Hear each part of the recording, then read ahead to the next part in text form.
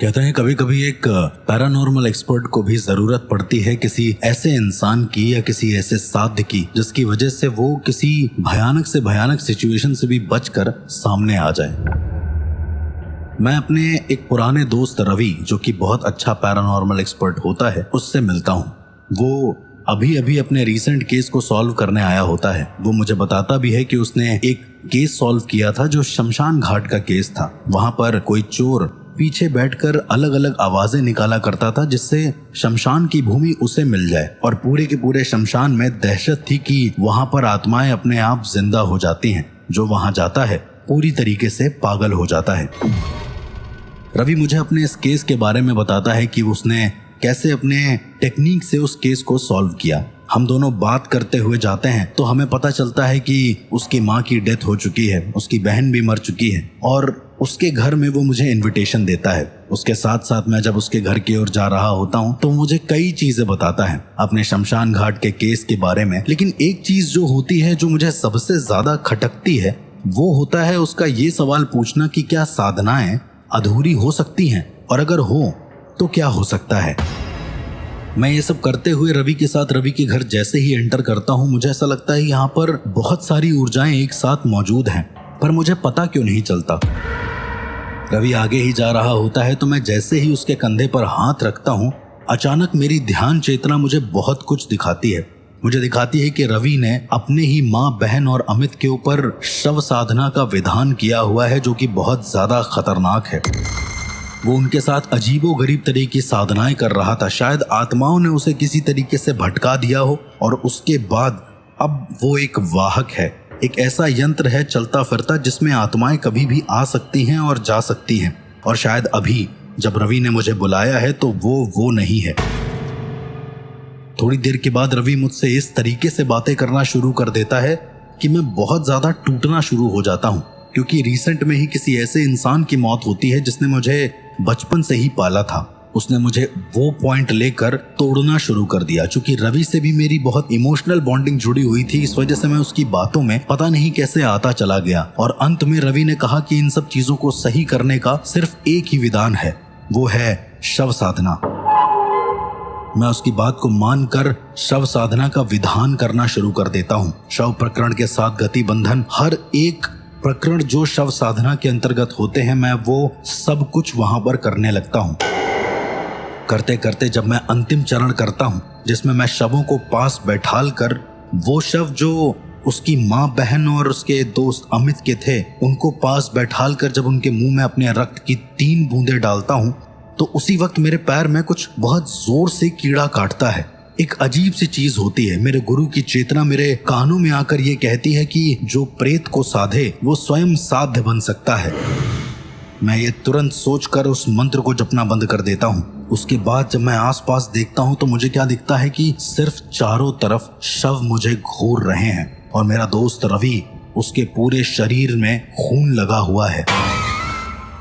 मुझे ऐसा लगने वाला था कि अब मैं मर जाऊंगा, लेकिन वो सारे शव केवल वहीं पर खड़े थे। वो मेरे नजदीक नहीं आ रहे थे, ना ही रवि मेरे नजदीक आ रहा था। वो बस मुझसे कहता है कि हम तो बस साधक ढूंढ रहे थे, अब तू अधूरा साधक है, और अधूरी साधना कभी नहीं छोड़ी जाती, वरना तू भी हमारी तरह बन जाएगा।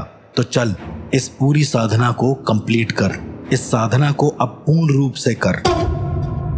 मैं क्या देखता हूँ कि वहां उपस्थित जितने भी शव होते हैं वो अपना हाथ हिलाने लगते हैं जोर जोर से। मुझे ऐसा लगने लगा था कि मैं वहां से भाग जाऊं, लेकिन कोई भी दरवाजा मुझे नहीं दिख रहा था। मैं सिर्फ और सिर्फ लाशों से घिरा हुआ था।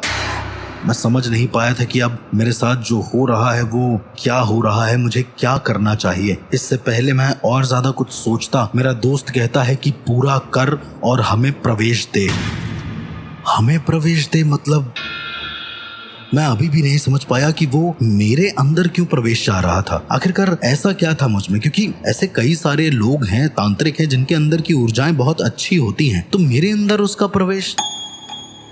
मैं पूरे उस दिन उस घर में ही रहा, सिर्फ उन मृत आत्माओं से घिरा हुआ। वो मृत शरीर मुझे सिर्फ घूरते ही जा रहे थे, ऐसे जैसे मानो मैं उनका एक वाहक हूँ। पता नहीं मैं अपने डर, संदेह और टूटे हुए आत्मबल के साथ वहां पर रुकता भी तो कैसे रुकता। जो मेरा दोस्त था रवि, वो कभी हंसता, कभी रोता, कभी जोर जोर से मंत्र पढ़ने लगता और मंत्र पढ़ के अचानक से आधे पर रुक जाता। उसके चेहरे पर बार बार अलग अलग चेहरों की झलकियां दिखने लगी थी, जैसे कोई आत्मा शरीर के भीतर बारी बारी से प्रवेश कर रही हो। मैंने देखा कि तीनों शव जोर जोर से हिलने लगे। वो बोल नहीं सकते थे, लेकिन उनकी आंखों में सिर्फ एक ही चाह थी, साधना पूरी कर ताकि तुम्हारे भीतर हम आ सकें। अगली सुबह मैं बहुत ज्यादा थक गया था, भूखा भी था और आत्मिक रूप से बहुत ज्यादा टूट चुका था। मैं घर के एक कोने में बैठकर ध्यान में चला गया। मेरे गुरु ने बताया था कि जब भी कोई ऐसी सिचुएशन हो, तुम उसी वक्त समाधि की मुद्रा में चले जाना, एक ऐसे ध्यान की मुद्रा में जहां पर तुम्हें भूख प्यास बिल्कुल भी ना लगे, क्योंकि एक साधक के लिए ये बहुत ज्यादा जटिल चीज होती है।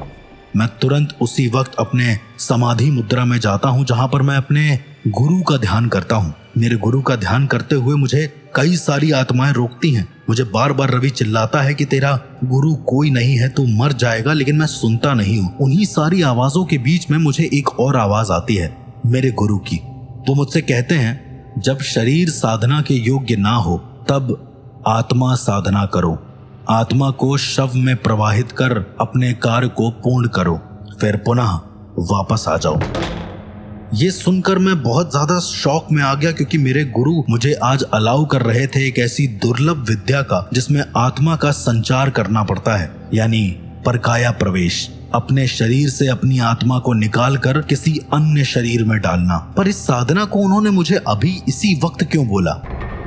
ये साधना केवल उन्हीं को करने को दी जाती थी जो एक्चुअली में अपनी आत्मा के जरिए साधना करना चाहते हैं। इसमें अपनी आत्मा को एक अस्थाई शव में प्रवाहित करके उस शव को जिंदा करके वापस लौट आया जाता है, लेकिन जो सफल हो वही लौटता है और कोई नहीं। उसके बाद शाम हुई, मेरी आंखों में एक होप आई। मैंने सोचा मैं अगर रवि के शरीर में परकाया प्रवेश करूंगा तो कोई मतलब नहीं है। अगर मैं उन तीनों शव में से किसी एक शव के अंदर जाकर अपनी आत्मा को प्रवाहित करता हूं तो शायद ये पूरी की पूरी शव साधना खंडित हो जाए और मैं बच जाऊं। मैंने अपने आत्मा संचार साधना यानी परकाया प्रवेश की साधना का पहला चक्र शुरू किया, जिसे हम बोलते हैं विराम चक्र। मैंने पहले अपने ही मूल शरीर को सुरक्षित मुद्रा में बैठाकर चारों ओर रेखाएं खींची, जिससे आत्मा वापसी पर मुझे किसी भी तरीके का व्यवधान उत्पन्न ना हो। मैंने तीनों शवों के हाथ से एक एक कलावा बांधा और उसे अपने पैर के अंगूठे से एकत्रित कर दिया कि अगर मेरी आत्मा किसी एक शव में जाती है और वहां पर दिक्कत होती है तो मैं उस शव के हस्त एनर्जी से सीधे अपने पैर के अंगूठे की एनर्जी से कनेक्ट कर सकूं और वापस आ जाऊं। मैंने दूसरा विधान शुरू किया जिसका नाम था स्वप्राण त्याग मंत्र। इस मंत्र में खुद के शरीर का प्राण त्यागना होता है। ओम ह्रुम स्वाहा आत्मनम परिवर्तये। मैंने अपने शरीर से अपनी आत्मा को अलग किया। एक बहुत ज्यादा दर्द जलन हुई और उसके बाद फिर एक अजीब सी शांति महसूस हो गई। पलक झपकते ही मेरा शरीर पूरी तरीके से मृत हो चुका था और मेरी आत्मा उस मृत शरीर के अंदर जा चुकी थी जो मेरी आंखों के सामने लेटा था। मैंने अमित के शव को चुना था। कुछ पल के लिए सब धुंधला रहा, लेकिन फिर धीरे धीरे महसूस किया मैंने कि मैं उस मृत शरीर के अंदर हूं। इसके बाद मैंने अपनी जो बची हुई साधना थी उसे पूर्ण करा, क्योंकि वो साधना मैं एक्चुअली अधूरा नहीं छोड़ सकता था। अगर मैं अधूरा छोड़ता तो मैं आजीवन काल के लिए उस साधना में बंध जाता। इसके बाद मैंने अमित के शव में आकर बाकी दोनों शवों को यंत्रवत स्थिति में रखा। चक्र में बैठकर मैंने अंतिम मंत्रों का जाप किया। शवों में बंद आत्माएं अचानक से आई मेरी आंखों के सामने और फिर धुंधली हो गई। मैंने पहले उन दोनों आत्माओं को मुक्त किया, लेकिन अपने अंदर आने से रोका। साधना पूर्ण हो चुकी थी। एक अजीब सा कंपन पूरे घर में आ चुका था, ऐसे जैसे वो सारी आत्माएं जोर जोर से चिल्ला रही हूँ। लेकिन अंतिम चरण मेरा था वापसी का, और ये चरण सबसे ज्यादा कठिन और दुर्लभ था। अगर देर हो जाती तो मेरी आत्मा उसी शव में फंस कर रह जाती जो शव से मैं आया हूँ, यानी कि मेरा शरीर। मैं अपने मूल शरीर के पास गया और निर्विकार मुद्रा में बैठ गया। चारों ओर से रक्षा रेखा अब धीरे धीरे कमजोर पड़ने लगी। मैंने अंतिम मंत्र का उच्चारण अमित के शव से किया। ओम आत्मानम पुनरावर्तये स्वरूपे स्वस्थापये नमः। धीरे धीरे शरीर जुड़ता गया और मेरी सांस वापस से मेरे शरीर के अंदर आ चुकी थी। मैं अपने अब मूल शरीर में किसी तरीके से लौट चुका था। रवि का शरीर जमीन पर बेसुध पड़ा था, लेकिन आत्मा उसकी मुक्त हो चुकी थी। अब केवल मांस के शरीर थे, आत्मा रहित। मैं जीवित था, पर पहले जैसा नहीं। मैं जानता था कि शव साधना का अपना एक विधान है। वो एक श्राप भी देकर जाती है, एक ऐसा श्राप जो बहुत ज्यादा अजीब था। इस साधना को पूरा करके मैं अपने शरीर में वापस लौट जाता हूँ। तीनों आत्माएं मुक्त हो जाती हैं और मेरा दोस्त रवि भी अब सामान्य अवस्था में होता है, पर मानसिक रूप से कभी भी लौट नहीं पाता है वो।